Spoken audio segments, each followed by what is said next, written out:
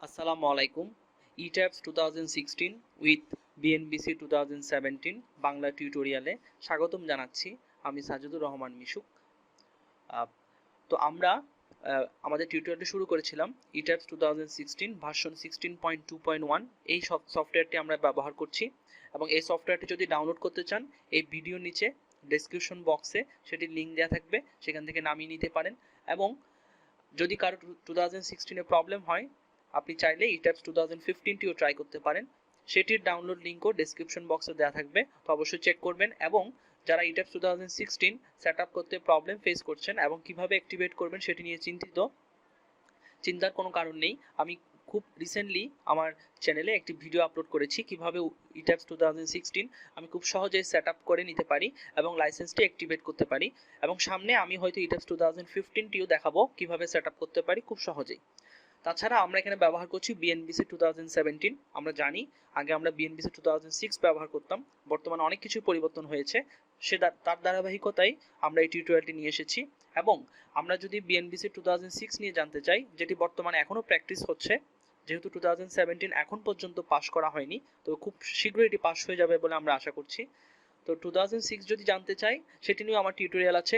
ETABS 9.6 নিয়ে আমি BNBC 2006 ব্যবহার করে টিউটোরিয়াল করেছিলাম, পুরো একটি প্যাকেজ আছে, আপনারা অবশ্যই আমার চ্যানেলটি ঘুরে দেখবেন। তাছাড়া আমার এই ভিডিওর সাথে একটি প্লেলিস্ট দেওয়া থাকবে এবং এক্সট্রেট প্রো নিয়েও যদি জানতে চান সেটা নিয়েও টিউটোরিয়াল থাকবে এবং ভবিষ্যতে আরও নিত্য নতুন টিউটোরিয়াল নিয়ে আসবো। তো অবশ্যই আমার চ্যানেলের সাথে থাকবেন, বেশি বেশি শেয়ার করবেন এবং ভালো লাগলে লাইক দিবেন। তো আমরা শুরু করি। আমরা আজ শুরু করেছিলাম একটি 6 স্টোরি বিল্ডিং এর মডেলিং দিয়ে এপিসোড 1-এ। এভাবে আমরা এপিসোড 2-তে দেখেছিলাম সেই বিল্ডিং এ আমরা কিভাবে বিভিন্ন ধরনের লোড অ্যাপ্লিকেশন করব অ্যাকর্ডিং টু BNBC 2017। মনে রাখতে হবে BNBC তে কিন্তু মেসিভ পরিবর্তন হয়েছে, তো আমাকে অনেক কিছু পয়েন্ট আমাদের নতুনভাবে শিখতে হচ্ছে, আমরা আজকেও দেখব। তো আজকে হচ্ছে এপিসোড 3। এখানে আমরা দেখব earthquake analysis hand calculation by BNBC 2017।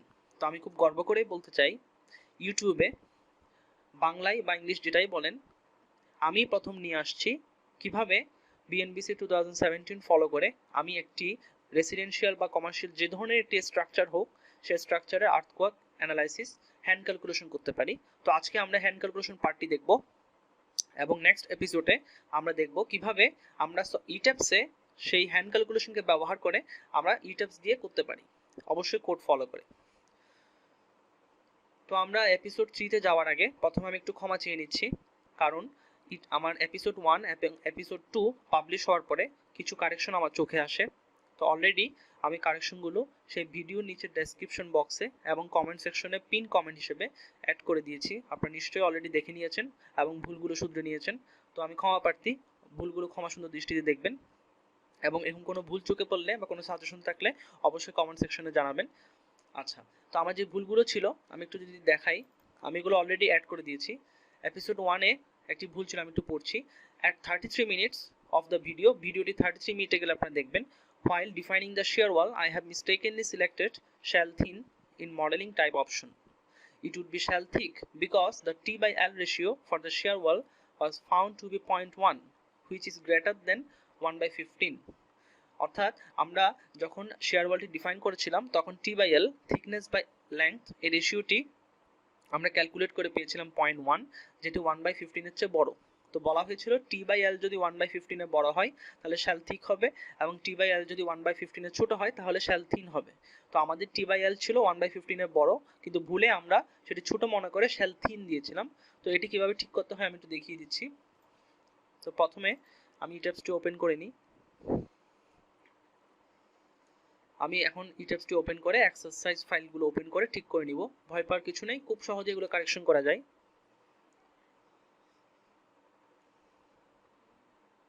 Open হচ্ছে, আমরা ফাইলে যেয়ে ওপেন, এখানে আমি যেখানে সেভ করে রেখেছিলাম আমি সেখানে চলে যাচ্ছি।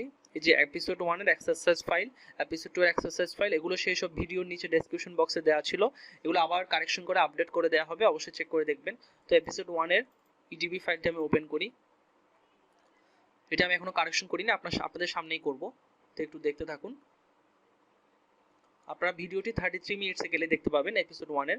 তো এখানে আমি অলরেডি এই মডেলিং করা হয়ে গিয়েছিল এবং শেয়ার ওয়ালটি আমি এঁকেছিলাম 10 ইঞ্চি থিকনেসের একটি ওয়াল দিয়ে। তো আমরা এটি ডিফাইনে গিয়ে আমরা সেকশন প্রপার্টিসে যাব, ওয়াল সেকশনে যাব। এখানে দেখুন ওয়াল 10 এটি ছিল কিন্তু শেয়ার ওয়াল। তো আমরা মডিফাইতে যাব। এখানে আমরা এটা শ্যাল থিন দিয়েছিলাম, কিন্তু এটি হবে শ্যাল থিক, যেহেতু থিকনেস বাই লেংথ রেশিওতে 0.1 আমার 1/15 এর চেয়ে বড়। সো এটি শ্যাল থিক করে দিব। ওকে ওকে। সো এখন কিন্তু যে শেয়ার ওয়ালটি যে আমি ড্র করেছিলাম সেটি শ্যাল থিক হয়ে গেল। সো এখানে আমার কারেকশনটি করে ফেললাম এবং আমি ফাইলটি সেভ করে দিচ্ছি এবং এই ফাইলটি আমি আবার আপডেট করে দিব এপিসোড 1 এ, আপনারা চেক করবেন। এখন আমি এক্সারসাইজ এপিসোড 2 তে যে কারেকশনটি হবে সেটি একটু ওপেন করি।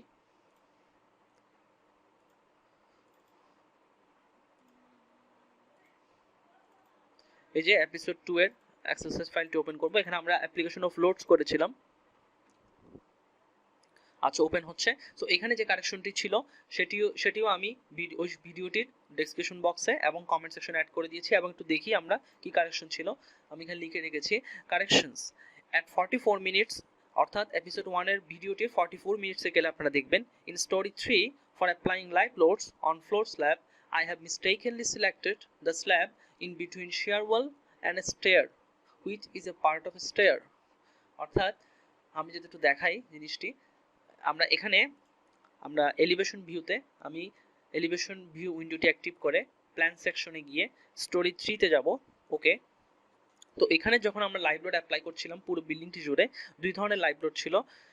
এই যে সিঁড়ি যেখানে থাকবে সেই সিঁড়ি এবং যে ওয়েস্ট স্ল্যাব ছিল এবং সিঁড়ি এবং লিফটের পাশে যে করিডোরটি ছিল এই স্ল্যাবটি, এগুলো সবগুলোই ছিল সিঁড়ির অংশ হিসেবে।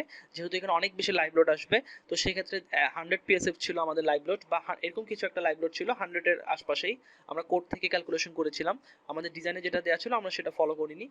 তো এখানে আমরা ভুলে আমরা যখন এই স্ল্যাবগুলো সিলেক্ট করে আমার নর্মাল ফ্লোরের লাইভ লোডগুলো দিচ্ছিলাম, তো ভুলে এটি সিলেক্ট হয়ে গিয়েছিল। তো এখানে একবার কিন্তু লাইভ লোড পড়ে গিয়েছে নর্মালটি। পরবর্তীতে স্টেয়ার করার সময় আবার আমি এখানে একটি লাইভ লোড দিয়েছি। এখন এখানে যদিও আমি ভুল করেছি, কিন্তু এটা আসলে কোনো সমস্যাই হয়নি, কারণ লাইভ লোড যখন আমি দুইবার দিয়ে দিয়েছি এই স্ল্যাবে, তো আমি প্রথমবারে যে লাইভ লোডটি দিয়েছি সেটি কিন্তু মুছে গিয়েছে দ্বিতীয়বারটি দেওয়ার সময়। কারণ আমি যখন লোড অ্যাপ্লাই করি সেখানে একটা অপশন থাকে রিপ্লেস এক্সিস্টিং লোড। তো লাইভ লোড যদি একবার থেকে থাকে, আবার যখন লাইভ লোড দিচ্ছি তো রিপ্লেস হয়ে যাচ্ছে আগের লাইভ লোডটি থাকলে। তো দেখুন আমি রাইট ক্লিক করে আপনাকে দেখাচ্ছি, যেখানে কোনো ভুল নেই। লোডসে গেলে আমরা দেখতে পাচ্ছি, দেখুন এখানে কিন্তু শুধুমাত্র আমার সেই সিঁড়ির লাইভ লোডটি আছে। স্টোরি 3 তে আমি যদিও বা ভুলে ফ্লোরের লাইভ লোডটি অ্যাপ্লাই করেছিলাম, পরবর্তীতে সিঁড়ির লাইভ লোড অ্যাপ্লাই করার ফলে আগের লোডটি মুছে গিয়েছে। সো এটি কোনো ভুল না। তো তারপরও আমরা যাতে সিলেক্ট করার সময় সাবধান থাকি, এই জন্য আমি স্মরণ করিয়ে দিলাম। তো এখানে কোনো কারেকশন নেই, তবে হ্যাঁ, আমি যেহেতু এক্সারসাইজ 1 এ আমরা যে শেয়ার ওয়ালটি আমরা ডিফাইন চেঞ্জ করেছি, এখানেও করে দিচ্ছি।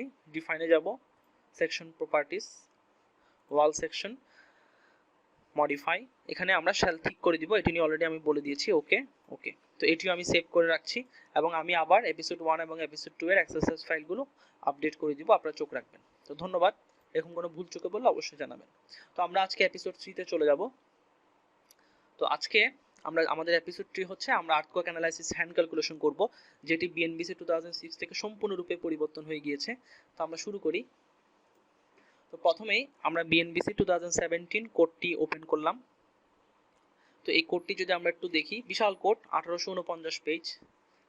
এটি 3টি ভলিউমে এটি পার্ট করা আছে, 3টি পার্ট, ভলিউম 1, ভলিউম 2, ভলিউম 3। তো আমাদের যদি আর্থকোয়াক অ্যানালাইসিস করতে হয়, আমাদের দেখতে হবে ভলিউম 2 পার্ট 6 স্ট্রাকচারাল ডিজাইন। তো মূলত ভলিউম 2 পার্ট 6 এর চ্যাপ্টার 1 এবং চ্যাপ্টার 2 এই দুটো চ্যাপ্টার মিলেই কিন্তু আমাদের আজকের লেকচারটি হবে। সো একটু টুকে রাখবেন, ভলিউম 2 পার্ট 6 চ্যাপ্টার 1 এবং চ্যাপ্টার 2।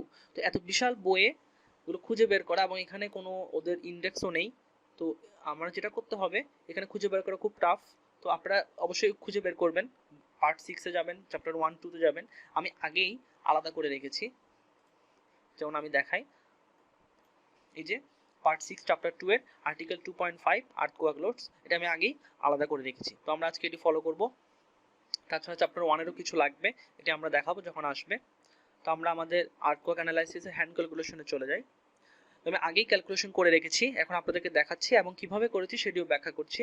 এবং চিন্তার কোনো কারণ নেই, এখানে প্রত্যেকটি ফাইল যেগুলো দেখতে পাচ্ছেন, এই যে বিএনবিসি 2017 কোড এবং আর্টওয়ার্কটা যে আমি আলাদা করে পিডিএফ করে রেখেছি, এবং চ্যাপ্টার 1-এর একটি ফাইল রেখেছি, এবং যে হ্যান্ড ক্যালকুলেশনটি আমি এখন ব্যাখ্যা করব, এগুলো সবগুলোই কিন্তু ভিডিওটি ডেসক্রিপশন বক্সে দেওয়া থাকবে, তো অবশ্যই খেয়াল করে নামিয়ে নেবেন।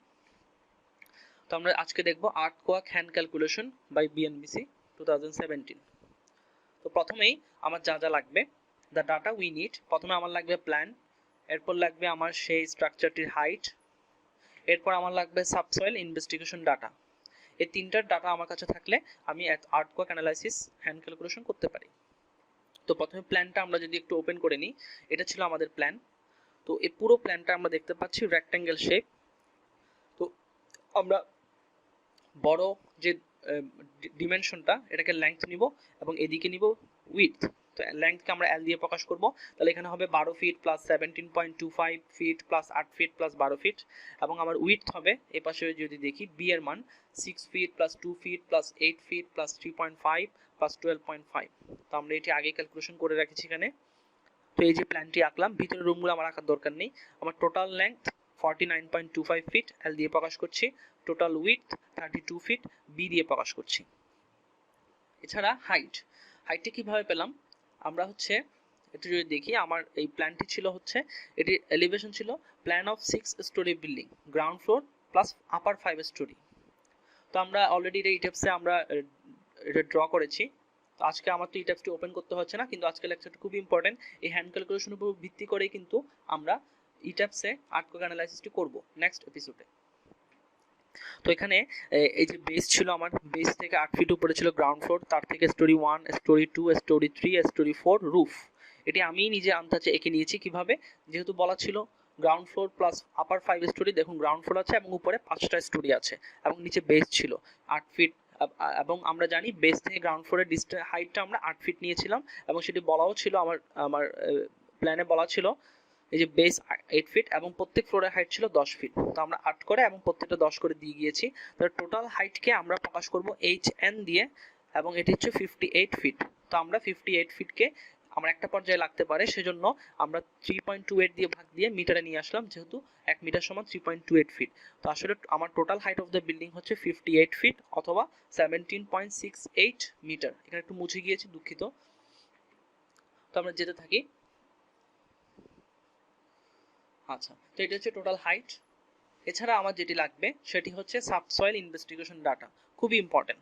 আমি যদি কোনো একটি জায়গায় স্ট্রাকচার করতে যাই, প্রথমে আমার যে কাজটি করতে হয় সেটি হচ্ছে আমার সয়েল স্টাডি করতে হবে অবশ্যই। অর্থাৎ আমি যদি ওই জায়গার সয়েলটা স্টাডি না করি, তাহলে আমি কখনোই বুঝতে পারবো না আমার নিচে বেসটি কেমন হবে, আমার নিচে ফাউন্ডেশন কেমন হবে, আমি কয়তলা বিল্ডিং তুলবো, সবকিছু আমাকে স্টাডি করতে হবে মাটির। তো এখানে একটু খুব ইম্পর্টেন্ট একটি কথা বলি। তো বিএনবিসি 2017-এ কোড ডিফাইন করে দিয়েছে যে যদি আমি কোনো স্ট্রাকচার করতে যাই কোনো মাটির উপর, এবং সেই মাটির ডাটা আমার অবশ্যই লাগবে, সাবসয়েল ইনভেস্টিগেশন ডাটা। এই ডাটা ছাড়া আমি আর্টওয়ার্ক অ্যানালাইসিস করতে পারবো না। তো সাবসয়েল ইনভেস্টিগেশন করলে মিনিমাম 30 মিটার অথবা 100 ফিটের উপর, মিনিমাম 30 মিটার মাটির স্টাডি করতে হবে আমাকে। তো এখানে আমরা কি ধরনের স্টাডি করতে পারি, বাংলাদেশে সবচেয়ে বেশি যেটি কমন সেটি হচ্ছে স্ট্যান্ডার্ড পেনিট্রেশন টেস্ট। তাছাড়া বিভিন্ন বড় বড় প্রজেক্টে আনড্রেন শিয়ার স্ট্রেন্থ টেস্টও করা হয়, অথবা শিয়ার ওয়েভ ভেলোসিটিও বের করা হয়, আমরা দেখবো একটু পরেই। তো আমরা এখানে সাবসয়েল ইনভেস্টিগেশন ডাটা আমরা দেখছি যে এটি হচ্ছে আমার সারফেস। এখান থেকে 5 মিটার নিচে গিয়ে 5 মিটার পর্যন্ত আমরা মাটি পেয়েছি স্টিফ ক্লে, অর্থাৎ কাইন্ড অফ এঁটেল মাটি। এরপর আরো 5 মিটার নিচে গিয়ে আমরা পেয়েছি লুজ সিল্টি স্যান্ড, অর্থাৎ স্যান্ড এবং কিছু ছোট ছোট পাথুরি কণা মিশ্রিত। এরপর আরো 20 মিটার পর্যন্ত পেয়েছি শেল মানে হচ্ছে একটু পাথুরে মাটি। তাহলে 5 5 20, তো দেখুন 30 মিটার পর্যন্ত আমি ডাটা নিয়েছি। তো আমি এই ডাটাটা আমি কিভাবে পাবো, এটা অবশ্যই এরকম যারা সয়েল স্টাডি করে থাকে তাদের থেকে আমাকে ডাটাটা কালেক্ট করতে হবে, তারা এসে স্টাডি করবে। তো বাংলাদেশে কিন্তু এই সয়েল ইনভেস্টিগেশনটা খুব বেশি ইগনোর করা হয়, এই জন্য কিন্তু স্ট্রাকচারগুলো এত ঝুঁকির মুখে পড়ে যায়। আচ্ছা, তো টোটাল আমরা 30 মিটার ডাটা নিয়েছি। তো আমরা এটাকে বলছি বোরলক। তো আমরা এখানে স্ট্যান্ডার্ড পেনিট্রেশন টেস্ট করেছি, যেটি বাংলাদেশে খুবই কমন। তো আমরা জানি স্ট্যান্ডার্ড পেনিট্রেশন টেস্ট করলে আমরা বিভিন্ন ব্লো ফেলি। তো ওই ব্লো এর মাধ্যমে আমরা এন এর ভ্যালু নিয়ে থাকি, N average value, SPT N বলে। তো আমরা দেখতে পাচ্ছি প্রথম 5 মিটার পর্যন্ত n এর ভ্যালু হচ্ছে 8, এর পরের 5 মিটার n এর ভ্যালু হচ্ছে 15, এর পরের 20 মিটার n এর ভ্যালু হচ্ছে 75। আচ্ছা, এগুলো একটু পরে আমার কাজে লাগবে। তো এখানে অবশ্যই খেয়াল রাখতে হবে, আমি আবার মনে করিয়ে দিচ্ছি, সাবসয়েল ইনভেস্টিগেশন অবশ্যই আমার মিনিমাম 30 মিটার মাটির ডাটা লাগবেই, না হলে কিন্তু কোড অ্যালাউ করছে না। আচ্ছা, তো আমরা ক্যালকুলেশনে চলে যাব। তো প্রথমেই আমরা আর্থকোয়াকে আসলে কি বের করি, আমরা আর্থকোয়াকে আসলে বের করি, আর্থকোয়াক কাজ করে হচ্ছে মাটির নিচে, বিল্ডিং এর নিচে, ফাউন্ডেশনে। তো আমরা এখানে বেস শিয়ার বের করি, ওই বিল্ডিং এর বেসে আর্থকোয়াকের ফলে মাটি যে মুভমেন্ট করবে ল্যাটারালি, সেই মুভমেন্টের ফলে যে শিয়ার তৈরি হবে সেই বেস শিয়ারটি কত, সেটিকে আমরা ভি দিয়ে প্রকাশ করি। তো বিএনবিসি 2017-এ বেস শিয়ার ভি এর ফর্মুলা হচ্ছে S A into W. S A মানে হচ্ছে ডিজাইন স্পেকট্রাল অ্যাক্সিলারেশন, অ্যাক্সিলারেশন মানে আমরা জানি ব্যাগের মতোই কিছু একটা, তো আমরা একটু পরে দেখব। আর ডাব্লিউ হচ্ছে seismic weight of the building, total building এর ওয়েট। তো এটি নিয়েও একটু কিছু কথা আছে, যেমন এখানে ডেড লোড, লাইভ লোড এগুলো মিলেই তো টোটাল ওয়েট। তো এখানে কিছু রিকোয়ারমেন্ট থাকে, ডেড লোড পুরোটা নিতে পারলো, লাইভ লোড আমরা পুরোটা নিতে পারি না, অনেক সময় হয়তো 25% নিতে হবে, অনেক সময় 50%, একটু পরে আমরা আসবো। তো এখানে অনেক কোশ্চেন আসতে পারে, ডিজাইন স্পেকট্রাল অ্যাক্সিলারেশন জিনিসটি কি।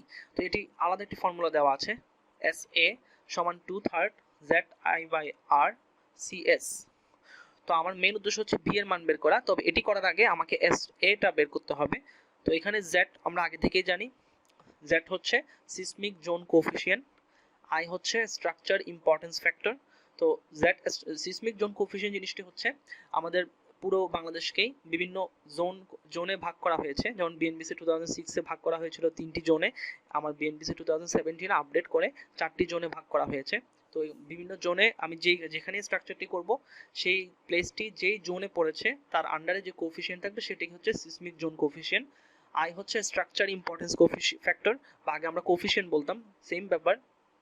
এটি একরকম ছিল বিএনবিসি 2006-এ, এখন পুরোপুরি পাল্টে গিয়েছে, আরো বেশি ডিটেইল ডিফাইন হয়েছে। তো সেটা আমরা দেখবো একটা স্ট্রাকচার কি, কতটা কমপ্লিকেটেড বা কতটা সোজা, কতটা গুরুত্বপূর্ণ বা কম গুরুত্বপূর্ণ তার উপর ডিপেন্ড করে এটাকে আই বলা হচ্ছে।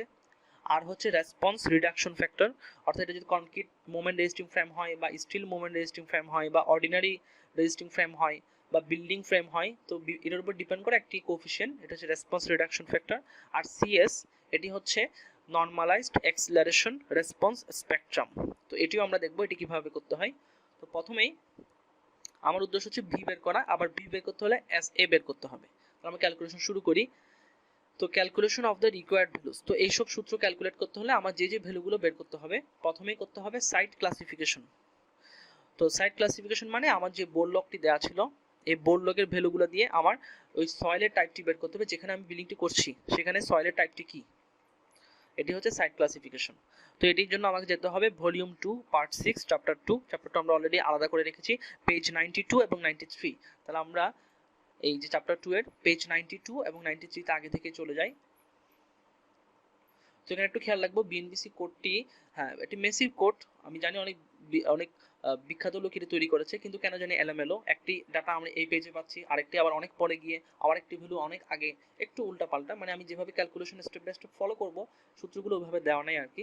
তো যাই হোক, আমি পেজ নাম্বারগুলো মেনশন করে দিয়েছি, আপনাদের সমস্যা হবে না। তো এখানে এই যে পেজ 93 এবং পেজ 92, এই দুটো পেজ আমার ব্যবহার করতে হবে। তো পেজ 92 তে এই যে সাইট ক্লাসিফিকেশন, তো সাইট ক্লাসিফিকেশনের জন্য তিনটা সূত্র দেওয়া আছে, দেখুন বিএস, এন এবং এসইউ।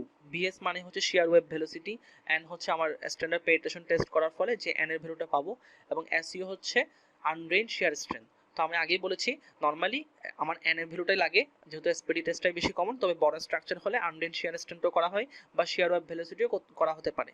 তো ওভারশিয়ার হওয়ার জন্য আমরা তিনটাই করা উচিত অবশ্যই, কিন্তু যেটা নর্মালি হয়ে থাকে এসপিটি করলেও হয়ে থাকবে। তো এসপিটি এন এর ভ্যালু, এটি আমি কি করব, এই এন এর ভ্যালুটা যদি আমি বের করতে পারি, পেজ 93 তে এই যে table 6.2.13 site classification based on soil properties, এখান থেকে আমি এই যে দেখুন site class S A, S B, S C, S D, S E, S1, S2, এখান থেকে আমি চুজ করতে পারি। ডান পাশে দেখুন এখানে সয়েলের টাইপগুলো বলা আছে, তাহলে 1 2 3 4 5 6 7 ধরনের সয়েল আছে। আমার বিএনবিসি 2006 এ ছিল 4 ধরনের, এবং এই 7 ধরনের সয়েলের প্রপার্টিগুলো তারা কি ধরনের সেগুলো কথাও বলা আছে, তবে আমি কথা দেখে কিন্তু কখনোই সয়েলটিকে চিনতে পারবো না। তো আমি কিভাবে চিনতে পারবো? এই 3টি টেস্টের মাধ্যমে। তো 3টি টেস্টের বিভিন্ন ভ্যালুর উপর ডিপেন্ড করেও কিন্তু ক্লাসিফিকেশনগুলো করা আছে। তো আমরা এখানে এসপিটি ভ্যালুটা যদি বের করতে পারি তাহলে সেই বরাবর গিয়ে বামে আসলেই কিন্তু আমরা আমাদের সয়েল টাইপটি পেয়ে যাব। তো এখানে আসার আগে প্রথমে আমরা এই এসপিটি এন এর ভ্যালুটা বের করব। তো কিভাবে করব? ফর্মুলাটি এখানে দেওয়া আছে। তো ফর্মুলাটি একটু যদি দেখি আমরা এখানে লিখে নিয়েছি আগেই। আচ্ছা, তো এসপিটি ভ্যালু n এই ফর্মুলাটা আমি ওখান থেকে নিলাম, ইকুয়েশন 6.2.32 একটু সহজভাবে লিখেছি এটাই। তো পার 30 সেন্টিমিটারে কি পরিমাণ ব্লো পড়ে, সূত্রটা হচ্ছে summation DI divide by summation DI by NI. DI হচ্ছে আমার এখানে আমরা যে বোলকটি দেখেছিলাম তিনটা পার্ট ছিল, 5 মিটার 5 মিটার এবং 20 মিটার। তো তো থিকনেস অফ লেয়ার মানে একটি লেয়ারের থিকনেস হচ্ছে ডিআই ডিভাইডেড বাই ওই লেয়ারের থিকনেস ডিভাইডেড বাই ওই লেয়ারে আমার এসপিটি এন এর ভ্যালু কত। তো এই ভ্যালুগুলো আমরা বসালে কিন্তু পেয়ে যাব।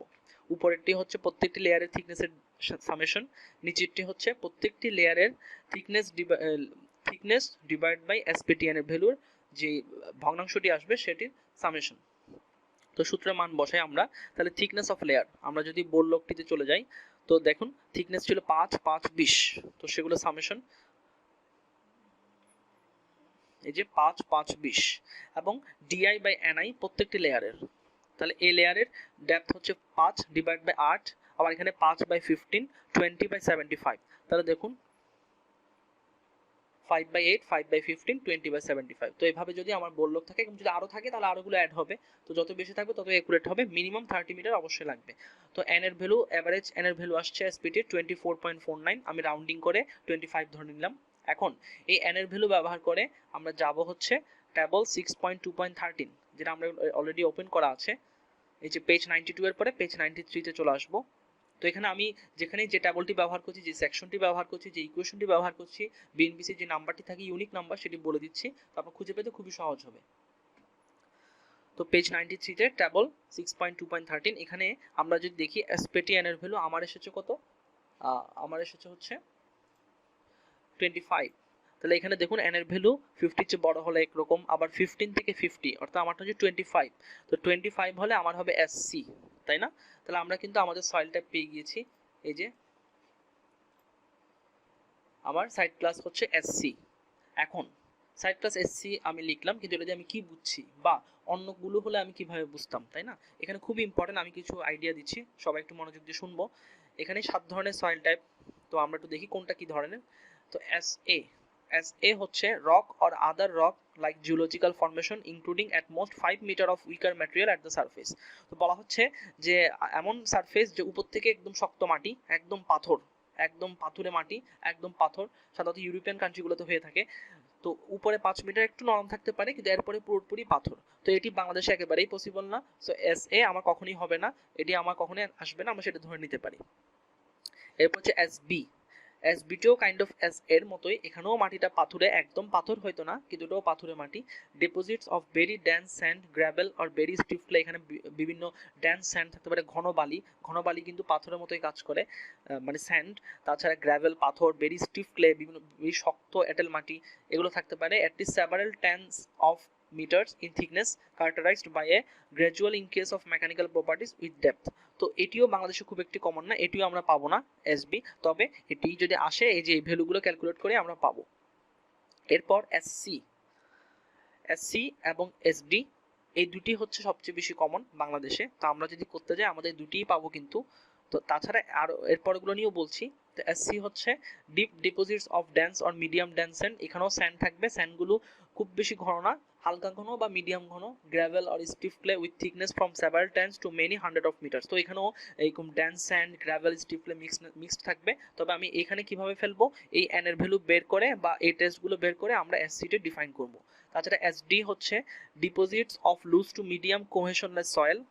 তো loose to medium cohesionless soil with or without some soft cohesive layers or predominantly soft to firm cohesive soil, অর্থাৎ আরেকটু নরম মাটি।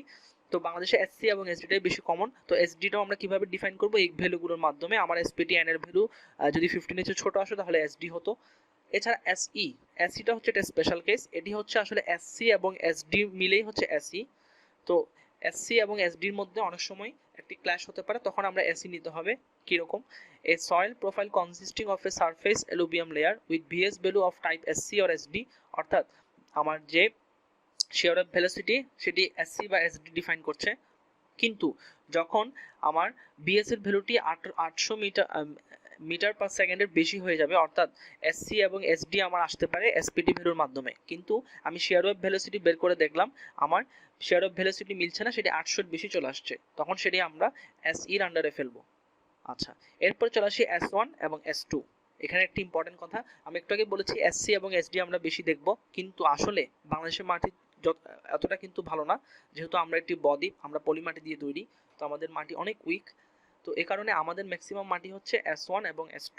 তো সাধারণত বলা হয়ে থাকে 70% মাটি হচ্ছে S1 এবং S2, কিন্তু S1 S2 আসলেও আমরা চুজ করতে পারি না, কেন সেটা বলছি। তো S1টি হচ্ছে deposit consisting or containing a layer at least 10 meter thick of soft clay sealed with a high plasticity index, অর্থাৎ 10 মিটার পর্যন্ত মাটি একদম সফট ক্লে, খুবই নরম, একদম পানি, প্লাস্টিসিটি ইন্ডেক্স অনেক বেশি, বোঝা যাচ্ছে পানি বেশি এবং হাই ওয়াটার কন্টেন্ট। তো এই মাটিতে কিন্তু আমি কাজ করতে পারবো না, এই মাটিকে অবশ্যই ইমপ্রুভমেন্ট করতে হবে। তাছাড়া S2 হচ্ছে একেবারেই বাজে মাটি, ডিপোজিট অফ লিকুইফেবল সয়েল, অর্থাৎ এখানে সয়েলটা একেবারেই পানি মিশ্রিত, এখানে যদি কোনো একটা ভারী বস্তু রাখি সয়েলের উপর তাহলে বুদবুদ করে পানি উঠে আসবে, তো এই মাটিতে কখনোই স্ট্রাকচার করা সম্ভব না। S2 হলে অবশ্যই গ্রাউন্ড ইমপ্রুভমেন্ট করতে হবে, বিভিন্নভাবে গ্রাউন্ড ইমপ্রুভমেন্ট করা হয়, বাংলাদেশে হয়তো স্যান্ড পাইল দিয়ে বেশি করা হয়। তো যাই হোক, তো আমরা দেখবো ম্যাক্সিমাম ক্ষেত্রে আমার হয়তো S1 S2 হতে পারে প্র্যাকটিক্যাল ফিল্ডে গেলে 70% ক্ষেত্রে, কিন্তু S1 এবং S2 হলে একটু ডিটেইল সয়েল অ্যানালাইসিস করতে হয়, সয়েল প্রপার্টিস নিয়ে আলাদাভাবে অ্যানালাইসিস করতে হয়, তো সেটি খুব কমই কিন্তু হয়ে থাকে। তো পুরো পৃথিবীতে খুব কম মানুষই আছে, আমি যেটা শুনেছি, যে S1 এবং S2 টাইপের সয়েল হলে যে ডিটেইল ক্যালকুলেশন করতে হয় সয়েল প্রোফাইলের, সেটি অনেকেই পারে না। তো এই ক্ষেত্রে বিশিষ্ট জনেরা যেটি সাজেশন দিয়েছে, যদি S1 এসে থাকে, S2 আসলে তো সেখানে আমরা কাজ করবোই না, S1 যদি এসে থাকে আমরা সেটিকে SD তে ফেলতে পারি। তো আমাদের এখানে আমি এই ইনফরমেশনগুলো দিয়ে রাখলাম, প্র্যাকটিক্যালি যদি আমরা আমরা মাটির যে ডাটাগুলো পাবো সেখান থেকে কিভাবে আমরা সয়েল ক্লাসটি চুজ করব, আমরা এই আইডিয়াটি পেয়ে গেলাম। তো এক্ষেত্রে আমার খুব একটা ঝামেলা হচ্ছে না, আমার এক্সাম্পলে আমার এসেছে 25, সো আমারটি হচ্ছে SC। আচ্ছা, তো আমরা যেতে থাকি। তো SC, এরপর লাগবে হচ্ছে আমার সিসমিক জোন কোফিশিয়েন্ট Z এর ভ্যালু, এটি পাবো হচ্ছে পেজ 96 থেকে 97, সরি, আচ্ছা পেজ 96 এ চলে যাই আমরা। সিসমিক জোন কোফিশিয়েন্ট, এই যে পেজ 96 এ যে দেখুন পুরো বাংলাদেশের ম্যাপটি আমরা দেখলে, এই যে এদিকে সুন্দরবনের দিকে জোন দেখতে পাচ্ছি একটা, আবার এদিকে ঢাকার এদিকে এক পাশে হচ্ছে একটা জোন, আবার ঢাকার দিক হচ্ছে একটি জোন, আবার ঢাকার পরে এক ধরনের, মানে পুরোপুরি সবকিছু চেক করলে আমরা দেখবো 4টি জোন হয়ে থাকে। তো গ্রাফ দেখে এই মানচিত্র দেখে যদি আমরা কম বুঝি, আমরা এর পরের পেজে এই ট্যাবলটা দেখতে পারি। তো এখানে আমরা যদি দেখি, দেখুন চার ধরনের সিসমিক জোন হয়ে থাকে। জোন 1 হচ্ছে 0.12, জোন 2 হচ্ছে 0.20, জোন 3 হচ্ছে 0.28, জোন 4 হচ্ছে 0.36। তো আমরা যদি আমাদের জোনে আমাদের আমি যেহেতু চিটংয়ে থাকছি, তো আমি ধরে নিচ্ছি আমার এই স্ট্রাকচারটি চিটংয়ে করব।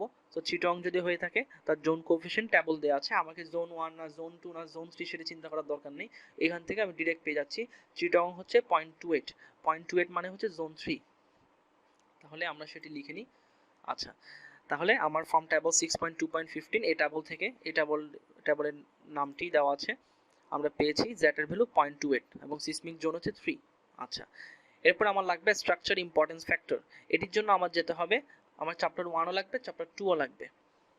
প্রথমে আমার লাগবে হচ্ছে চ্যাপ্টার 1 এর পেজ 4, তো আমরা আগে এটি আলাদা করে রেখেছি, চ্যাপ্টার 1 এর পেজ 4, এই যে পেজ 4, এটি চ্যাপ্টার 1 এর অংশ। তো এখানে ট্যাবল আছে, ট্যাবল 6.1.1, এই যে ফ্রম ট্যাবল 6.1.1 অকুপেন্সি ক্যাটাগরি, এখানে আমরা যদি যাই এই ট্যাবলে, এখানে আমরা দেখব বিভিন্ন ধরনের নেচার দেওয়া আছে, নেচার অফ অকুপেন্সি, অর্থাৎ কি বিভিন্ন টাইপের স্ট্রাকচার হতে পারে, মানে বিভিন্ন তাদের গুরুত্ব বিভিন্ন ধরনের, কিছুতে হয়তো মানুষ কম যাবে, কিছুতে বেশি যাবে, কিছু পাবলিক প্লেস, কিছু নর্মাল রেসিডেন্সিয়াল প্লেস, কিছু কমার্শিয়াল প্লেস। তো এগুলোর উপর ডিপেন্ড করে একটা ফ্যাক্টর ব্যবহার করা হয়, মানে গুরুত্বটা বাড়িয়ে দেওয়ার জন্য। তো আমরা অকুপেন্সি ক্যাটাগরি দেখছি 1 2 3 4, তো 4 ধরনের অকুপেন্সি ক্যাটাগরি, এই 4টা থেকে আমার একটি হবে। এখন আমার কোনটি হবে কিভাবে যদি দেখি, যেমন অকুপেন্সি 1 হচ্ছে একদমই কম গুরুত্বপূর্ণ, যেমন agricultural facility, certain temporary facility, minor storage facility, অর্থাৎ এমন যদি হয় আড়ত হতে পারে, বা কোনো একটা জায়গায় ক্যাম্প স্থাপন করছি সাময়িক সময়ের জন্য, বা এগ্রিকালচারাল ফ্যাসিলিটি অর্থাৎ আমি একটা ফসলের মাঠে আমি চাষ করে উপরে কিছু ছাউনি দিচ্ছি হয়তো, তো এক্ষেত্রে অকুপেন্সি 1 হবে। আর অকুপেন্সি 2টা আমরা একটু পরে বলি। অকুপেন্সি 2তে কারণ বলা হচ্ছে যেটি 1ও পড়বে না, 3তেও পড়বে না, 4ও পড়বে না, সেটি হচ্ছে অকুপেন্সি 2। তো সাধারণত দেখা যাবে নর্মাল রেসিডেন্সিয়াল বিল্ডিং গুলো অকুপেন্সি 2 হতে পারে, নর্মাল একদম ছোট রেসিডেন্সিয়াল বিল্ডিং গুলো। তো আর অকুপেন্সি ক্যাটাগরি 3 এটি যদি একটু দেখি, এখানে বলা হচ্ছে buildings and other structures where more than 300 people congregate in one area, অর্থাৎ একটি জায়গায় 300 মতো লোক থাকে, সেক্ষেত্রে জোন 3 হতে হবে। তো 300 লোক মানে কিন্তু বেশ বড় ফ্যামিলি, আমরা যদি একটা ইউনিটে 5 জন করে ধরি আপনি হিসাব করতে পারেন। আবার এমনও যদি হয়, এখানে আরো অনেক কথা বলা আছে, নর্মালি যদি অনেক বড় রেসিডেন্সিয়াল স্ট্রাকচার হয় বা অনেক বড় কমার্শিয়াল স্পেস হয়, অনেক মানুষ আসবে, সেক্ষেত্রে আমরা অকুপেন্সি ক্যাটাগরি 3 ধরতে পারি। আর অকুপেন্সি ক্যাটাগরি 4 হচ্ছে ম্যাক্সিমাম সব পাবলিক প্লেস, এই যে hospital, school, college, health facility, fire rescue, ambulance, police station, এই সবগুলোই হচ্ছে অকুপেন্সি ক্যাটাগরি 4। তো আমরা কোনটা নিব, আমাদের আমাদের এখানে বলা নেই যে এটি এখানে কি পরিমাণ লোক থাকবে বা থাকবে না। আমরা যদি প্ল্যানটা দেখি, আমরা ধরে নিচ্ছি এটা সিম্পল একটি প্ল্যান, খুব বেশি এখানে হয়তো, যেহেতু মাত্র 6 স্টোরি, বর্তমানে তো 10 স্টোরি 20 স্টোরি স্ট্রাকচার হচ্ছে, তো আমরা এখানে অকুপেন্সি ক্যাটাগরি 2 ধরে দিচ্ছি। তো আমাদের যেহেতু 1ও পড়লো না, 3তেও পড়ে নেই, 300-র মতো লোক থাকবে, এত থাকবে না আমরা ধরে নিচ্ছি, এবং 4ও পড়লো না, তাহলে 2 হবে। অকুপেন্সি ক্যাটাগরি হচ্ছে 2 টেবল 6.1.1 থেকে। তাহলে অকুপেন্সি ক্যাটাগরি 2 আমরা নিয়ে নিলাম ফর রেসিডেন্সিয়াল বিল্ডিং। এরপর পেজ 98, এটা হচ্ছে চ্যাপ্টার 2 এর টেবল 6.2.17। আমরা চ্যাপ্টার 1 এর এই পেজ থেকে আবার চ্যাপ্টার 2 তে চলে আসি। চ্যাপ্টার 2 তে আমাকে যেতে বলা হয়েছে পেজ 98 এ, তো আমি 98 এ যাব। এই যে পেজ 98 এর টেবল 6.2.16, 6.2.17 পেজ 98 এর, হ্যাঁ 6.2.17। এখানে অকুপেন্সি ক্যাটাগরি 1 আর 2 হলে তার ইম্পর্টেন্স ফ্যাক্টর হচ্ছে 1, 3 হলে ইম্পর্টেন্স ফ্যাক্টর হচ্ছে 1.25, 4 হলে ইম্পর্টেন্স ফ্যাক্টর হচ্ছে 1.5, আমার হচ্ছে 2, তো আমার হচ্ছে 1, তাহলে আমার ইম্পর্টেন্স ফ্যাক্টর হচ্ছে 1, তো আমরা সেটা নিয়ে নিলাম। এরপর আমার লাগবে হচ্ছে সিএস এর ভ্যালু। আমরা জানি আমার বি বের করতে হলে সিএস লাগবে, যেহেতু CS into W, S A into W, আবার এস এ বের করতে হলে সিএস লাগছে। তো সিএসটা আমরা পাবো হচ্ছে সেম ভাবে চ্যাপ্টার 2 এর পেজ 94, 95, 98 এবং 105 এ।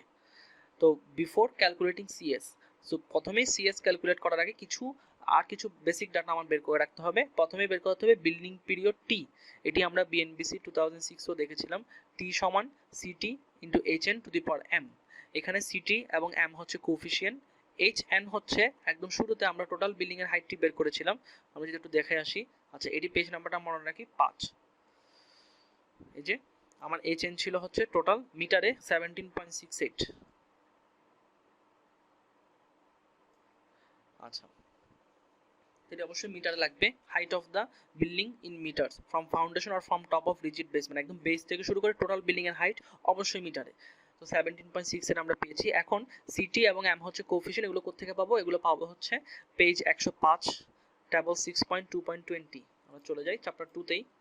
শুধুমাত্র অকুপেন্সি ক্যাটাগরি বের করার সময় চ্যাপ্টার 1 এ একটুখানি যেতে হচ্ছে, আর সবকিছুই আমরা চ্যাপ্টার 2 তে থাকবো। ভলিউম 2 পার্ট 6 চ্যাপ্টার 2 আর্থকোয়াক লোডের। তাহলে 105 এ চলে যাব।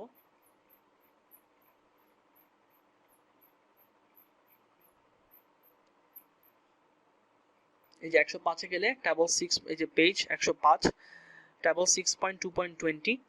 তো এখানে দেখুন বিভিন্ন ধরনের structure type, concrete movement resisting frame, steel movement resisting frame, eccentrically brace steel frame, all other structural system. যদি কনক্রিটের তৈরি স্ট্রাকচার হয়ে থাকে এক ধরনের, স্টিলের হলে এক ধরনের, আবার স্টিলের মধ্যে ব্রেস থাকলে এক ধরনের, অথবা এগুলো ছাড়া অন্য ধরনের হলে আরেক ধরনের। তো আমারটি হবে কনক্রিট স্ট্রাকচার। তো কনক্রিট মুভমেন্ট রেজিস্টিং ফ্রেম, আমার সিটির ভ্যালু হচ্ছে 0.0466 এবং এম এর ভ্যালু হচ্ছে 0.9। তো আমি এগুলো নিয়ে নিই। তো সিটির ভ্যালু, এম এর ভ্যালু আমি টেবল থেকে নিয়ে নিলাম। এখন টি এর সূত্রটি লিখে সিটি এবং এম এর ভ্যালু বসাই দিলাম, এবং এইচ এন এর ভ্যালুটাও আমি বসিয়ে দিলাম মিটারে। তো টি এর ভ্যালুটা আসবে অবশ্যই সেকেন্ডে, এখানে খেয়াল রাখতে হবে 0.62 সেকেন্ড আমার বিল্ডিং পিরিয়ড। এরপর আমার যে কাজটি করতে হবে, এরপর আমার বের করতে হবে সয়েল ফ্যাক্টর এস এর মান এবং 3টি পিরিয়ড লিমিট টিবি, টিসি, টিডি, এই 3টি পিরিয়ড লিমিট বের করব। কোত্থেকে বের করব, টেবল 6.2.16 পেজ 98। আপনারা দেখতে পাচ্ছেন প্রথমে আমি যেতে হয়েছে 105 এ, এখন আবার যাচ্ছি 98 এ, তো একটু এলোমেলো, তো আমরা খেয়াল রাখবো, আমি সব লিখে দিচ্ছি সমস্যা নেই। তো পেজ 98 এ চলে যাব, চ্যাপ্টার 2 তেই থাকবো অলওয়েজ।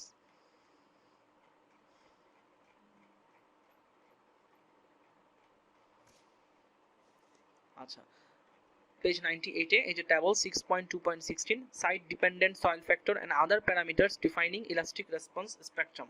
আমরা যেহেতু রেসপন্স স্পেকট্রাম সিএস এর ভ্যালুটা বের করব সেজন্য, তো এখানে সয়েল টাইপ আমার হচ্ছে, এখানে আমরা দেখতে পাচ্ছি SA, SB, SC, SD, SE হলে আমরা এখান থেকে চুজ করতে হবে। তো আমারটা এসেছে এসসি, এবং কারণ যদি S1 S2 আসতো সেক্ষেত্রে আমি বলেছি S1 S2 আসলে আমরা সাধারণত আবার সেই সয়েলকে ডিটেইল সয়েল প্রোফাইল রেডি করে আমাকে এসসিতেই নিয়ে আসতে হবে।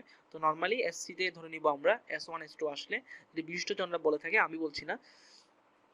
তো এসসি ধরলে আমার এস এর ভ্যালু, সো এস হচ্ছে সয়েল ফ্যাক্টর 1.15, টিবি আমার এগুলো হচ্ছে building period limit, TB value হচ্ছে 0.2, টিসির ভ্যালু হচ্ছে 0.6, টিডি হচ্ছে 2। তো আমরা এগুলো এখানে লিখে নিলাম, এগুলো সব সেকেন্ডে। এখন আমার এই ভ্যালুগুলো কেন লাগবে? আমার লাগবে হচ্ছে পেজ 94 এ যাব আমরা। আমি আগে একটু 94 এ যাচ্ছি। আচ্ছা, পেজ 94 এ আমরা এখানে দেখুন এই যে normalised acceleration response spectrum CS, এটা আমরা বের করব। তো সিএস এর কিন্তু 4 ধরনের ফর্মুলা, তো এই 4 ধরনের ফর্মুলা থেকে যে কোনো একটি আমার হবে। তো দেখুন এগুলো শর্ত হচ্ছে ডান পাশে এগুলো কিছু লিমিট দেওয়া আছে। এই যে আমরা বিল্ডিং পিরিয়ডের লিমিট বের করেছিলাম টিবি, টিসি, টিডি, এগুলো আমাকে কম্পেয়ার করতে হবে। তো আমারটা পড়ছে হচ্ছে এটাতে, এই যে টি এর ভ্যালু টিসি থেকে বড়, টিডি থেকে ছোট। দেখুন আমি আগে থেকে করে রেখেছি, আমার টি এর ভ্যালু হচ্ছে 0.62, টিসির ভ্যালু হচ্ছে 0.6, টিডি ভ্যালু হচ্ছে 2। তো আমার টিটা টিসির চেয়ে বড়, টিডির চেয়ে ছোট, টিসির চেয়ে বড়, টিডির চেয়ে ছোট, টিসির চেয়ে বড়, টিডির চেয়ে ছোট। তাহলে আমার পড়ছে হচ্ছে equation 6.2.35 C, CS equals to 2.5 S eta TC by T. তো দেখুন এটা আমি আগে লিখে নিলাম, এই যে সিএস সমান 2.5 S eta TC by T. তো এখানে 2.5 হচ্ছে একটি ফ্যাক্টর, সেটা তো কনস্ট্যান্ট থাকলো। এস আমরা বের করেছি সয়েল ফ্যাক্টর, এই যে 1.15। এটা হচ্ছে ড্যাম্পিং কারেকশন ফ্যাক্টর। তো ড্যাম্পিং কারেকশন ফ্যাক্টর বের করার ফর্মুলাটা এখানে দেওয়া আছে, আপনারা যদি করেই দেখেন সেখানেই পাবেন। আমি দেখাচ্ছি, এখানে যে ইটার ফর্মুলাটা দেওয়া আছে আমি আগে লিখে নিয়েছি। তো এটার ফর্মুলা হচ্ছে √10/5 প্লাস এপসাইলন, এবং ইটার ভ্যালুটা অবশ্যই 0.55 থেকে বড় বা সমান হতে হবে, এর ছোট হতে পারবে না। ছোট হলে 0.55 ধরে নিতে হবে। তো আবার অ্যাপসাইলনটা কি? অ্যাপসাইলন হচ্ছে ভিসকাস ড্যাম্পিং রেশিও। তো কোডে আবার বলে দিচ্ছে, এটা আপনি চাইলে ক্যালকুলেশন করতে পারেন, ভিসকাস ড্যাম্পিং রেশিও বের করে ইটা বের করতে পারি, অথবা ইউজুয়ালি ফর 5% ড্যাম্পিং রেশিও, অর্থাৎ ড্যাম্পিং রেশিও যদি 5% হয়ে থাকে ইউজুয়ালি, ইটার ভ্যালুটা 1 ধরে নিতে পারি। তো ইটার ভ্যালুটা আমার এই ক্ষেত্রে 5% ড্যাম্পিং এর জন্য আমরা ইটা সমান 1 ধরে নিচ্ছি। তো ইকুয়েশনে মানগুলো বসিয়ে দিব, 2.5, এস এর ভ্যালু 1.15 ছিল, ইটার ভ্যালু 1, এবং টিসি এবং টি আমরা আগেই বের করে রেখেছি। এই যে টিসি হচ্ছে 0.6 এবং টি ছিল 0.62, তো 0.6 ডিভাইড বাই 0.62, তাহলে সিএস এর ভ্যালু চলে আসছে 2.78। এরপর আমার বের করতে হবে 5 নম্বরে রেসপন্স রিডাকশন ফ্যাক্টর আর এর ভ্যালু। তো এটি বের করার জন্য আমার যেতে হবে চ্যাপ্টার 2 তেই থাকবো, পেজ 99, 102, 103। তো প্রথমে 99 এ চলে যাই। তো দেখতে পাচ্ছেন একবার এই পেজ আরেকবার ওই পেজ, এভাবে যেতে হচ্ছে।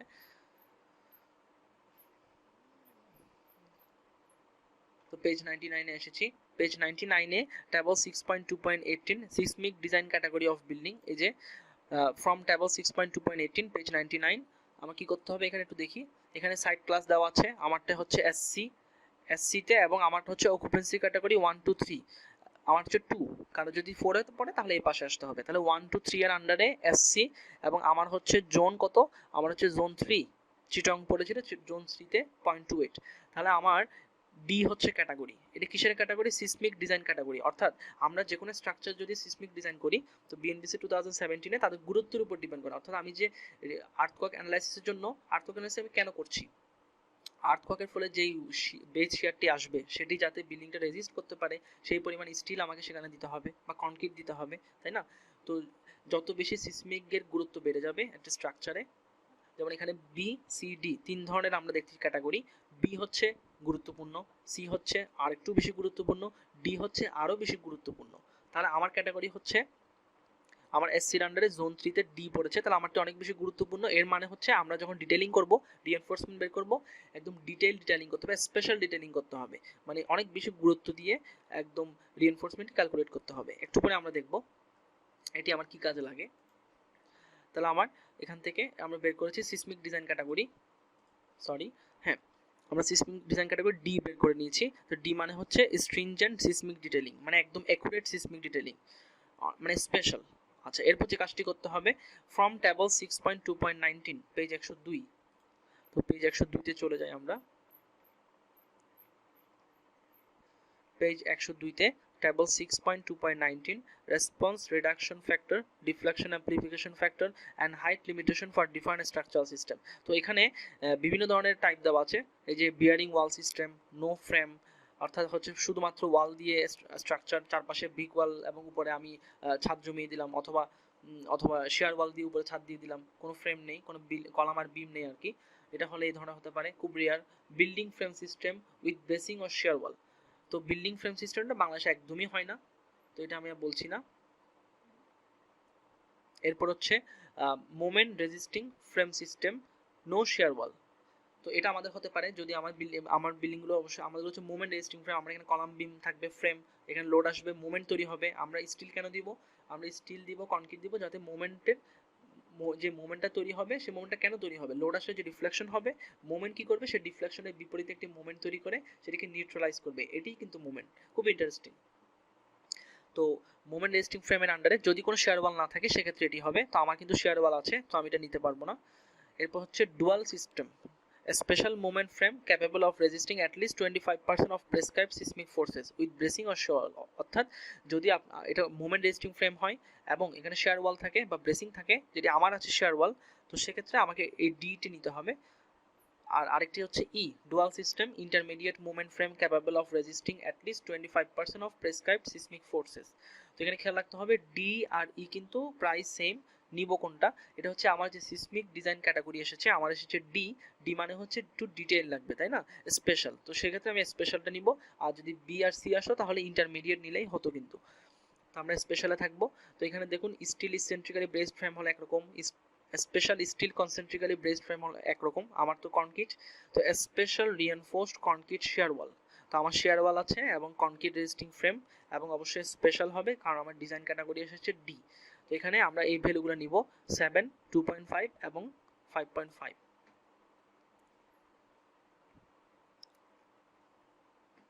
আচ্ছা, তো এখানে আমরা 7, 2.5, 5.5 এগুলো কি আসলে? তো এই পাশে এটি হচ্ছে রেসপন্স রিডাকশন ফ্যাক্টর, আর এই ভ্যালুটা আমি ডিরেক্ট পেয়ে যাব। এছাড়া সিস্টেম ওভার স্ট্রেন্থ ফ্যাক্টর, এই ভ্যালুটি আমার আপাতত লাগছে না, ভবিষ্যতে লাগতে পারে, আমি বের করে রাখলাম আমার যখন ইটাপসে আমি অ্যানালাইসিস করব। এবং ডিফ্লেকশন অ্যামপ্লিফিকেশন ফ্যাক্টর সিডি, এই তিনটা ভ্যালু আমরা পাবো এখান থেকে। তাহলে আমি আর এর ভ্যালু, তারপর হচ্ছে আমার সিস্টেম ওভার স্ট্রেন্থ ফ্যাক্টর এবং ডিফ্লেকশন অ্যামপ্লিফিকেশন ফ্যাক্টরটি আমি লিখে রাখি। তো এখানে কথাগুলো বলেছি, যে কথাগুলো আমি এখন ব্যাখ্যা করলাম। তাহলে আর এর ভ্যালুটা আমি আপাতত আমার আর এর ভ্যালুটি লাগছে, বাকিগুলো আমি লিখে রাখলাম। এরপর এই ভ্যালুগুলো বের করে ফেলতে পারলে আমরা যে এস এর ফর্মুলাটা লিখেছিলাম প্রথমে, সেই এস এটা আমরা বের করে রাখি, যে স্পেকট্রাল অ্যাক্সিলারেশনটি 2/3 ZI/R CS। 2/3 বসালাম, Z এর মান বের করেছি 0.28 ছিল, structure importance factor 1, response reduction factor মাত্র বের করলাম 7, সিওসটা আমরা ক্যালকুলেট করেছি 2.78। তাহলে এই ভ্যালুগুলো বসিয়ে দিলে আমার এস এর ভ্যালু হচ্ছে 0.074। এখন কোড বলে দিচ্ছে এস এর যে ভ্যালুটি আসবে স্পেকট্রাল অ্যাক্সিলারেশন, সেটি আবার আমাকে চেক করতে হবে একটি মিনিমাম ভ্যালু দিয়ে, অর্থাৎ এই ভ্যালুটি অবশ্যই এই ভ্যালু হচ্ছে বড় আসতে হবে, এটা হচ্ছে মিনিমাম। তো 0.67 বিটা ZIS, তো এস এ মিনিমাম দিয়ে আমরা চেক করব। বিটার ভ্যালুটি কোডে বলে দেওয়া হচ্ছে 0.15 ধরলেই হবে, এটা হচ্ছে কোএফিসিয়েন্ট। আর জেড এর ভ্যালু আমরা জানি, আই এর ভ্যালু জানি, এস হচ্ছে আমার যে সয়েল ফ্যাক্টর ছিল, আমরা যে বিল্ডিং পিরিয়ড বের করার পরেই বের করেছিলাম। তো এগুলো বসিয়ে দিলে 0.032 আসলো। তো আমার এস এর ভ্যালুটি কোডের যে মিনিমাম রিকোয়ারমেন্ট তার থেকে বড় আছে, তো আমি আমারটাই নিব। যদি ছোট আসতো তাহলে অবশ্যই এটাই নিতে হবে। আচ্ছা, তাহলে এস এর ফাইনাল ভ্যালু পেয়ে গেলাম। এখন আমরা বেস শেয়ার বের করব। তো বেস শেয়ারের সূত্র ছিল ভি সমান এস এ ইন্টু ডাব্লিউ। তো আমরা এখন এখানে আমরা দুইভাবে কাজ করব। আমরা হ্যান্ড ক্যালকুলেশন করব এখন, মানে করছি অলরেডি, কিন্তু আমরা যখন ইট্যাপস অ্যানালাইসিস করব এবং আমাকে হ্যান্ড ক্যালকুলেশন করে ইট্যাপসের সাথে কিছু জিনিস কম্পেয়ার করতে হবে, যে কোনো ভেরিয়েশন আছে কিনা, আমার ইট্যাপসে যে আমি সবগুলো ইনপুট দিয়েছি সেগুলো ঠিক আছে কিনা। তো এটি করার জন্য আমার অবশ্যই রেশিওটি বের করে রাখতে হবে। তো আমরা ডাব্লিউটাকে এই পাশে নিয়ে আসলে ভি বাই ডাব্লিউ সমান এস এ, এস এর ভ্যালুটা বসিয়ে দিলাম 0.074, মাত্রই বের করলাম। এটিকে আমরা পার্সেন্টেজে নিয়ে গেলে 7.4%। তাহলে ভি বাই ডাব্লিউর রেশিওটি হচ্ছে 7.4%। এটা একটু বক্স করে রেখে দিই, এখন লাগবে না। যখন আমি ইট্যাপসে এই মডেলটা করব তখন ইট্যাপস থেকে এই রেশিওটি বের করে আমি আবার এটার সাথে চেক করতে পারি। আচ্ছা, এখন আমরা কি করব, এখন আমরা এটাকে ভেঙে দিই, আমরা সেই বেস শেয়ারটি ভেঙে দিব, বিল্ডিং এর ল্যাটারাল শেয়ারগুলো কিভাবে আসবে সেটা আমরা বের করতে চাই। তো vertical distribution of lateral forces, তো vertical distribution of lateral forces অর্থাৎ আর্থকোয়াকের ফলে যে ল্যাটারাল ফোর্সটি তৈরি হবে, মাটির যে মুভমেন্ট হবে, ফলে বিল্ডিং এ যে ল্যাটারাল ফোর্সটি আসবে সেটি আমরা এখন ডিস্ট্রিবিউট করব। তো ভার্টিক্যাল বলা হচ্ছে কারণ বিল্ডিং এর হাইট বরাবর ল্যাটারালি লোডটি আসবে। তো পেজ 105 এবং 106, তাহলে আমরা আগে থেকে চলে যাই চ্যাপ্টার 2 তেই। তো 105 এ আমরা আছি, এখানে আমার এই ইকুয়েশনটি লাগবে আর কি, আমি দেখাচ্ছি। তো উই গট, আমরা আগে পেয়েছি ভি বাই ডাব্লিউ সমান 0.074। তো এখানে ডাব্লিউ এর মানটা আমরা বসিয়ে দিই, তাহলে ভি এর মানটা চলে আসবে। এখানে একটি লক্ষণীয় বিষয়, ডাব্লিউ জিনিসটা হচ্ছে সিসমিক ওয়েট, তাই না? তো সিসমিক ওয়েটের ফর্মুলাটা হচ্ছে dead load plus live load. তবে এখানে কথা আছে, লাইভ লোড কি 25% নিব না পুরোটা নিব, এটি কিভাবে দেখব? এটি দেখতে হলে পেজ 105 আর্টিকেল 2.5.7.3। তো পেজ 105 আমরা একটু যাই, এই যে আর্টিকেল 2.5.7.3 সিসমিক ওয়েট, এখানে বলা হচ্ছে for live load up to including 3 kilo newton per metre square, অর্থাৎ 40 পিএসএফ পর্যন্ত যদি হয়ে থাকে, minimum 25% of the live load shall be applicable. তো যদি 40 পিএসএফ এর মতো হয়ে থাকে 3 kilo newton per metre square live load, সেক্ষেত্রে পুরো লাইভ লোডটা আমরা নিতে পারবো না। সিসমিক ওয়েট সমান dead load plus 25% of live load. আর যদি 3 কিলো নিউটন পার মিটার স্কয়ারের বেশি হয়, 40 পিএসএফ এর বেশি হয়, সেই ক্ষেত্রে আমরা লাইভ লোডের 50% নেব। তো আমরা দেখেছিলাম আমাদের ফ্লোরে ছিল 40-র আশপাশে এবং স্টেয়ারে ছিল 100-র মতো। তো আমরা ওই 40 যেটা অ্যাভারেজ ছিল 40-র আশপাশে, তো আমাদেরটা আমরা ধরে নিচ্ছি 3 কিলো নিউটন পার মিটার স্কয়ারের মধ্যেই, তাহলে আমরা লাইভ লোড 25% নিচ্ছি। তো কোশ্চেন আসতে পারে এই কাজটি কেন করা হচ্ছে, এটা হচ্ছে ইকোনমিক ডিজাইন করার জন্য। তো কোডে কিন্তু লাইভ লোড আমরা শুরুতে অনেক ধরে এসেছি, কিন্তু আমি তো লাইভ লোড এবং ডেড লোড নেওয়ার জন্য অলরেডি এখানে আমি রড সিমেন্ট বালি সব দিয়ে দিয়েছি, কিন্তু ডেড ওয়েট যেটি আসবে, কিন্তু আমি এখন করছি আর্থকোয়াকের জন্য। তো আর্থকোয়াকের লাইভ লোডের ইফেক্টটা পুরোপুরি নিচ্ছি না, একটু আমার ইকোনমিক হলো এবং এটি সেফ। কোড তো আর কথাটি এমনি লিখিনি, ওরা টেস্ট করেই করেছে। তো আমার এক্ষেত্রে 25% হবে লাইভ লোডের, আমরা সেটি নিয়েছি, dead load plus 25% of live load. আচ্ছা, এখন ডেড লোডটি কিভাবে পাবো, এটি খুবই ইম্পর্টেন্ট। ডেড লোডটি কিন্তু আমার ম্যানুয়ালি ক্যালকুলেশন করা খুবই টাফ, আমাকে সেই বিল্ডিংয়ে যেতে হবে, যেমন আমার যে প্ল্যান ছিল এই প্ল্যানের ডিটেল প্ল্যানে যেতে হবে। তো প্ল্যানে গিয়ে আমরা প্রত্যেকটা এখানে রুমে যাব, এখানে কলাম থাকবে, বিম থাকবে, জানালা থাকবে, স্ল্যাব থাকবে, রুফ থাকবে, মানে সবগুলোর লোড আমাকে ক্যালকুলেট করে আমার ওই প্রত্যেকটা ফ্লোরের টোটাল ওয়েটটা বের করতে হবে ডেড লোডের। তো এটি ম্যানুয়ালি করা যাবে কিন্তু খুব টাফ, এবং আমরা ম্যানুয়ালি করিও না কখনো, প্র্যাকটিক্যালি হয়তো আমরা বিএসসি লাইফে করে থাকি। তো প্র্যাকটিক্যালি আমরা যেটা করব, এই ডাব্লিউ এর মানটা, ডেড লোডের মানটা কিন্তু আমরা ইটেপস থেকেই নিতে পারি। তো এটি আমার ম্যানুয়ালি ক্যালকুলেশন দেখার কোনো দরকার নেই। তো আমরা এখানে কি করছি, আমরা নেক্সট এপিসোডে দেখব কিভাবে আমরা ইটেপস থেকে ডেড লোডটা নিতে পারি প্রত্যেক ফ্লোরের। তো এখানে আপাতত আমরা মানটা একটু ধরে ক্যালকুলেশনটা করি, আমরা জাস্ট ক্যালকুলেশনটা দেখতে চাই কিভাবে ক্যালকুলেশন করব। আচ্ছা, এখন আমরা dead load plus 25% live load এটি আমরা কিভাবে নিব।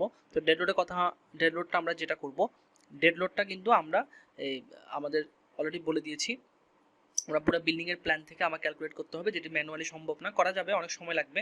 তো আমরা যেটি করে থাকি, আমরা হচ্ছে ইটেপস থেকে ভ্যালুটা নিব, তাই না? তাছাড়া লাইভ লোডটা আমরা যেটা পাবো প্রত্যেক ফ্লোরে আবার লাইভ লোডের 25% নিতে হবে। তো এই পুরো ডাটাটাই কিন্তু আমরা ইটেপস থেকে নিতে পারি খুব সহজেই। তো এখানে আমরা এটি সহজ করার জন্য আমি জাস্ট এজিউম করে নিচ্ছি, কারণ আমরা ক্যালকুলেশন দেখতে যাচ্ছি, আসলে তো আমরা সবকিছুই ইটেপসেই করব প্র্যাকটিক্যালি। তো এটা আমরা ধরে নিচ্ছি dead load plus 25% live load সহ আমার ডাব্লিউ এর মানটি হচ্ছে 250 পিএসএফ অ্যাট ইচ ফ্লোর।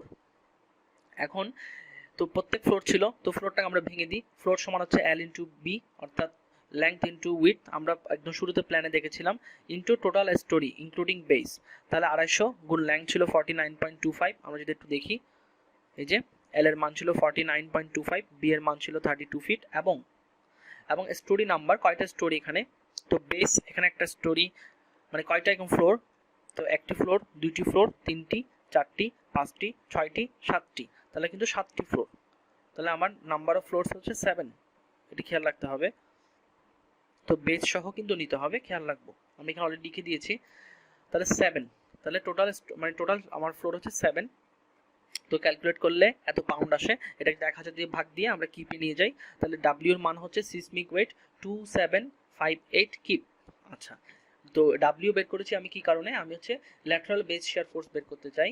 তো from article 2.5.7.4 equation 6.2.41 অর্থাৎ এই যে এখানেই পেজ 105 এ এই ইকুয়েশনটি কথা বলা হচ্ছে এই আর্টিকেলের আন্ডারে এই ইকুয়েশন নাম্বারটি fx হচ্ছে ল্যাটারাল আমার ল্যাটারাল যে ফোর্স আমি বের করব তো সেটি হচ্ছে আমার fx ল্যাটারাল আমার আর্থওয়ার্ক ফোর্স আর কি এই যে আমরা লিখেছি lateral base shear force fx সমান b wx hx to the power k divide by summation স্টোরির সাপেক্ষে wi hi to the power k এই ইকুয়েশনটি আমরা যদি দেখি এই ইকুয়েশনটা আমরা ওখান থেকে নিয়েছি b হচ্ছে বেস শিয়ার আমরা অলরেডি বের করে রেখেছি w হচ্ছে w এবং h w হচ্ছে প্রত্যেক ফ্লোরের ওয়েট অর্থাৎ এই যে w মান আমরা বের করেছি গুণ ওই ফ্লোরের height two the power k হচ্ছে এটি কোএফিশিয়েন্ট একটু পরে দেখাচ্ছি কিভাবে পাবো ডিভাইডেড বাই প্রত্যেক ফ্লোরের ওয়েট কে তার হাইট দিয়ে গুণ দিয়ে তার উপরে k থাকা অবস্থায় এভাবে প্রত্যেক ফ্লোরের গুলো যোগ করে যে যোগফলটি পাবো তাহলে ইকুয়েশন ব্যবহার করে আমি প্রত্যেক ফ্লোরের সাপেক্ষে fx টি বের করতে পারি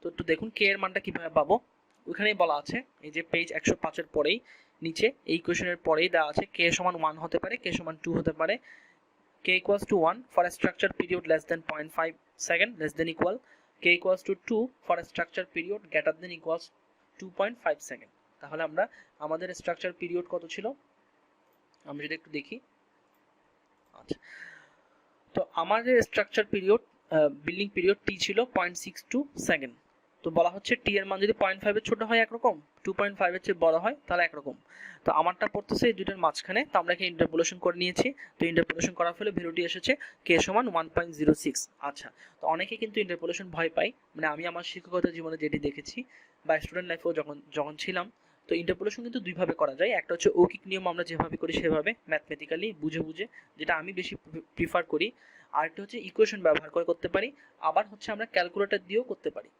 তো আজকে আমরা সেটি ডিসকাস করছি না ইনশাআল্লাহ ভবিষ্যতে আমার কোনো একটা ভিডিও থাকবে আমার চ্যানেলে কিভাবে আমরা সহজে ইন্টারপোলেশন করতে পারি বিভিন্ন উপায়ে তো চোখ রাখবেন সবাই তো এন্ড হচ্ছে নাম্বার অফ স্টোরি তো আমরা এখানে এগুলো আমরা ক্যালকুলেট করব একটি ট্যাবল আকারে তার আগে আমরা WIT বের করি তো আমরা এখানে অলরেডি W বের করেছিলাম সিসমিক ওয়েট এটি ছিল পুরো বিল্ডিং এর এখন আমরা প্রত্যেকটি ফ্লোরের জন্য আলাদা বের করব তো এখানে প্রত্যেকটি ফ্লোরে আমরা সেম মাপযোগ সবকিছুই সেম শুধুমাত্র হাইটটি ডিফারেন্ট তো ওয়েট গুলো সেমই হবে যেহেতু একটা ফ্লোরে যা পড়েছে উপরে সবই সেম তো আমরা সিসমিক WI হচ্ছে seismic weight of each floor তো ইচ ফ্লোরে সিসমিক ওয়েট ছিল 250 PSF গুণ আমরা লেংথ এবং উইডথ দিয়ে গুণ দিতে পারি তাহলে PSF টি পাউন্ডে চলে আসবে এখানে আমরা টোটাল নাম্বার অফ ফ্লোর দিয়ে গুণ দিচ্ছি না কারণ আমি একটি স্টোরি বের করতে চাই তো এটি এসেছে এত পাউন্ড এটাকে 1000 দিয়ে ভাগ দিলে 394 কিউব তাহলে এটি হচ্ছে ইচ ফ্লোরের সিসমিক ওয়েট এখন আমরা একটা ট্যাবল তৈরি করি